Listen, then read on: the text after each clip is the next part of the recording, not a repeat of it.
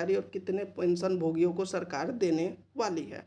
इसके अलावा पूछा गया क्या 8वें केंद्रीय वेतन आयोग की सिफारिशों जय हिंद की दोस्तों, स्वागत है कार्यान्वयन। आप सभी का अपने YouTube चैनल बिहार शिक्षा प्लेटफॉर्म। 8वें वेतन आयोग की जब से घोषणा की गई जनवरी 2025 में, उसके बाद से लगातार प्रश्न उठ रहे थे। आज जो है निर्मला सीतारमण जो कि वित्त मंत्री हैं, इनके द्वारा लोकसभा में जो है सभी प्रश्नों का जवाब दिया गया है। पहले तो ये पूछा गया कि 8वें वेतन आयोग का जो गठन किया गया है यह कब तक पूरा कर लिया जाएगा, इसमें क्या क्या फैसले लिए जा सकते हैं, किन किन कर्मचारियों को 8वें वेतन आयोग का लाभ मिलेगा, 8वें वेतन आयोग के लाभ में क्या क्या लाभ मिल सकता है, साथ ही जो है इसका असर सरकार पर क्या पड़ने वाला है, सरकार का जो वित्त विभाग है इस पर क्या असर पड़ेगा। इसके अलावा जो है क्या सरकार जो है 8वें वेतन आयोग की सिफारिशें में सभी सरकारी कर्मचारियों के जितने भी संस्थान हैं क्या उनसे भी राय ले रही है या नहीं। बहुत से प्रश्न पूछे गए जिसका जवाब जो है निर्मला सीतारमण ने जो है लोकसभा में जवाब दिया है। यहाँ पर आप देख सकते हैं 17 मार्च 2025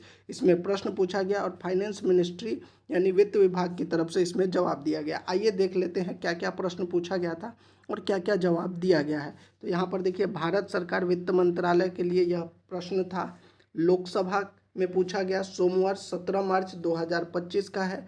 किस विषय में? 8वें केंद्रीय वेतन आयोग के गठन को लेकर जो है इसमें प्रश्न पूछा गया।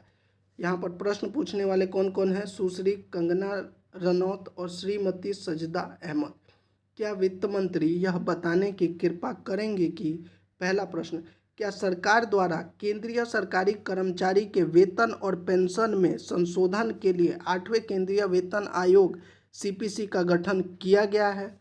यदि हाँ तो तत्संबंधी ब्यौरा क्या है तथा आयोग के विचारणीय विषय क्या है तथा सरकार को इसकी रिपोर्ट प्रस्तुत करने के लिए क्या समय निर्धारित किया गया है। यहाँ पर यह प्रश्न पूछा गया कि जो गठन की बात कही गई थी जनवरी में कि कमेटी का गठन किया जाएगा, 8वें वेतन आयोग का गठन किया जाएगा, उसको लेकर सरकार अभी तक कहाँ तक काम की है और इसको लेकर जो है जो कमेटी का गठन किया जाएगा वो सरकार को कब तक उसका रिपोर्ट दिया जाना है। इसके बाद इसमें अगला प्रश्न पूछा गया कि 7वें वेतन आयोग स्तर पर केंद्र सरकार के कितने कर्मचारी और पेंशन भोगी 8वें वेतन आयोग से लाभान्वित होंगे।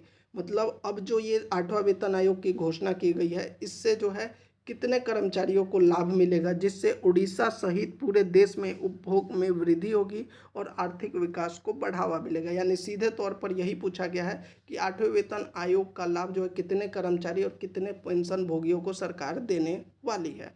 इसके अलावा पूछा गया क्या 8वें केंद्रीय वेतन आयोग की सिफारिशों के कार्यान्वयन से सरकार पर वित्तीय बोझ बढ़ने की संभावना है, कि जो 8वें वेतन आयोग में लाभ दिया जाएगा तो क्या इस पर जो है सरकार पर जो है वित्तीय बोझ बढ़ेगा, यदि हाँ तो तत्संबंधी ब्यौरा क्या है। और एक और प्रश्न इसके अलावा पूछा गया क्या सरकार ने राजकोषीय नीतियों और सरकारी व्यय पर 8वें केंद्रीय वेतन आयोग के प्रभाव का आकलन करने के लिए कोई अध्ययन कराया है या कर्मचारी यूनियन, जितने भी कर्मचारी के यूनियन हैं, पेंशन भोगी हैं और अन्य हितधारकों के साथ कोई परामर्श किया है या नहीं। ये सभी प्रश्न जो है लोकसभा में वित्त विभाग से पूछा गया। अब देखिए इसका जवाब जो है निर्मला सीतारमण वित्त मंत्री के द्वारा दिया गया है। पहले ये कहा गया सरकार द्वारा 8वें केंद्रीय वेतन आयोग का गठन करने का निर्णय लिया गया है, यानी पहला प्रश्न जी हाँ 8वें वेतन आयोग का जो है फैसला लिया गया है।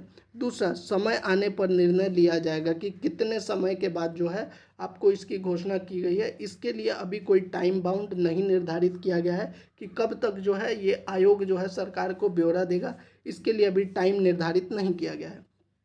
इसके बाद इसमें जवाब दिया गया है केंद्र सरकार के सैन्य कर्मचारी किसको किसको लाभ मिलेगा। सैन्य कर्मचारी जितने भी डिफेंस फोर्सेज हैं और पेंशन भोगी, जो पेंशन भोगी है जो मतलब डिफेंस में अभी सर्विस में है और जो रिटायर्ड हो गए हैं जिनको पेंशन मिल रहा है, पारिवारिक पेंशन भोगी जो फैमिली पेंशन ले रहे हैं कि अनुमानित संख्या लगभग 36,57,000 लगभग 37 लाख के आसपास है 1/3/2025 तक, और 33,91,000 के आसपास जो है बाकी सैनिक है, रक्षा क्रमिक और पेंशन भोगी लाभान्वित होंगे। यानी कुल मिलाकर 37 और यहाँ पर अगर 33 मान लिया जाए तो आप मान के चलिए 70 लाख के आसपास जो है यहाँ पर कहा गया है इतने लोगों को इसका लाभ मिलेगा। इसके अलावा जो एक और जवाब दिया गया कि 8वें केंद्रीय वेतन आयोग की सिफारिशों के वित्तीय निहितार्थ तब ज्ञात होंगे जब 8वें केंद्रीय वेतन आयोग द्वारा सिफारिशें की जाएंगी तथा सरकार द्वारा उन्हें स्वीकार कर लिया जाएगा। ये जो प्रश्न था कि कितना वित्त विभाग पर जो है, क्या इसका असर जो है वित्तीय विभाग पर बोझ पड़ेगा, तो इसका जवाब दिया गया कि अभी जो है इस पर हम कुछ नहीं कह सकते। जब सरकार जो है जो 8वें केंद्रीय वेतन का जो सिफारिशें एक्सेप्ट करेंगी तब पता लगेगा कि सरकार पर इसका कितना बोझ पड़ने वाला है।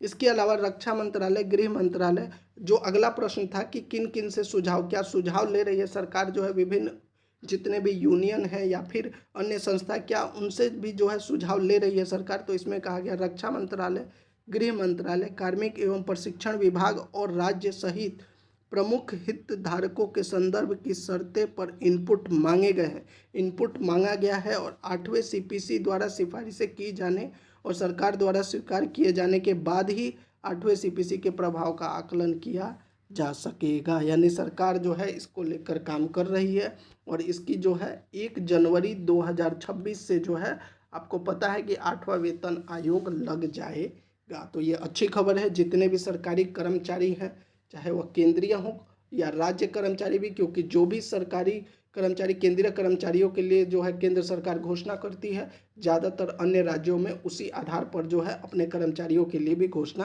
की जाती है। तो वीडियो अच्छा लगा हो और ऐसी ही जानकारी के लिए हमारे चैनल पर बने रहें।